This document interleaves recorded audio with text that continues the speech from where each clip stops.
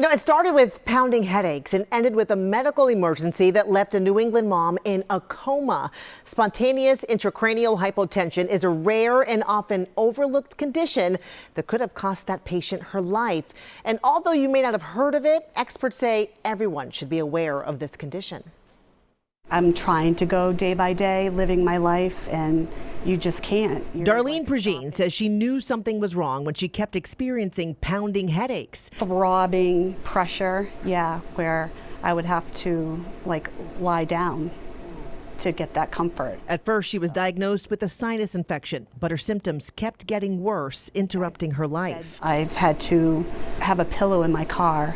If I was driving, I would pull over and have to lay down. Then in May of 2023, Darlene went to lie down and just couldn't get up. My mom couldn't wake me up at all and had to call the rescue. Do you remember it at all? I don't remember any of that. I was totally unresponsive. That's the thing that was going to lead to her demise ultimately. Neurointerventional radiologist Dr. Emanuele Oru showed me how doctors at Leahy Hospital and Medical Center were finally able to figure out what was happening to Darlene. They diagnosed her with spontaneous intracranial hypotension, a debilitating condition where fluid pressure inside the skull is lower than normal. That's often caused by a leak of what's called cerebral spinal fluid, which surrounds and protects the brain and spinal cord. That low pressure can actually cause the brain to sag.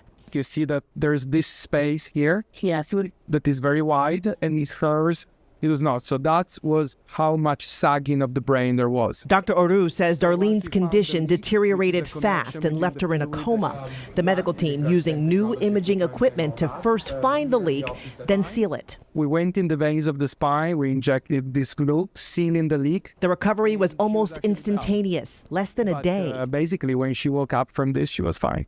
Just like the magic trick. The prevalence of this disease is believed to be approximately 5 to 10 individuals in 100,000 per year. Dr. Timo Krings leads neurointerventional radiology at Leahy, and he says although spontaneous intracranial hypotension is rare, it's also underdiagnosed because the symptoms can mimic other more common issues. Migraines. Some patients were even considered like they had a psychiatric disease. Ringing in the ear, people would think it's an ENT issue. Balance, they would think again, vertigo. One big warning sign when severe headaches are worse while standing up and ease when the patient lies down. Since the procedure, Darlene says she's finally been able to get on with her life headache-free. I have 3 children, and great friends, and I feel like I've missed out on a lot of part, of my life, and now I got it back. Very grateful.